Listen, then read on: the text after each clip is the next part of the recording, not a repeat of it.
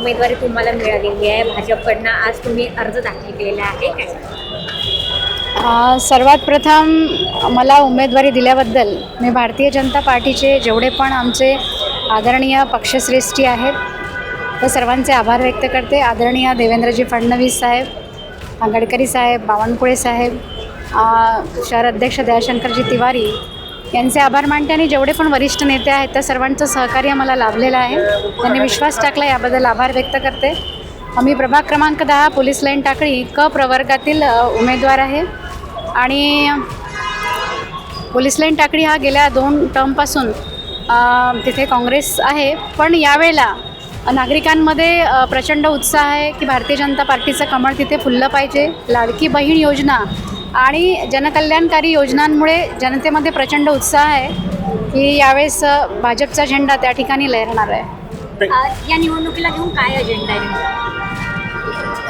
Agenda एक महिला म्हणून महिला सशक्तीकरणाचे कार्यक्रम आम्ही फाउंडेशनच्या माध्यमातून चालवतो.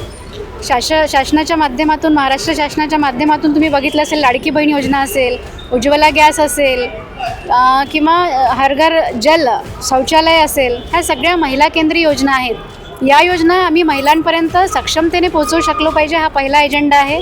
आणि महिला म्हणून सर्व महिलांना या प्रवाहाधारेत पण आपण आणलं पाहिजे राजकीय, हा देखील एजेंडा आहे.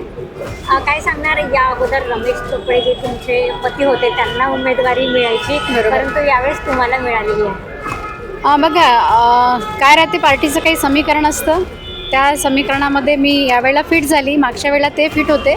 माझी पहिली उमेदवारी नाही, मी 2012मध्ये लढलेली होती. फार थोड्या मतांनी, म्हणजे आमचं वार्डाचं समीकरण जे आहे ते थोडंसं किचकट आहे, त्याच्यामुळे समीकरणाचा भाग आहे, दुसरं काही नाही. रमेशजींचं काम आहे, त्याच बेसवर मी आज या ठिकाणी असं म्हणण्यास हरकत नाही. मी डॉक्टर वैशाली रमेश चोपडे, प्रभाग क्रमांक 10.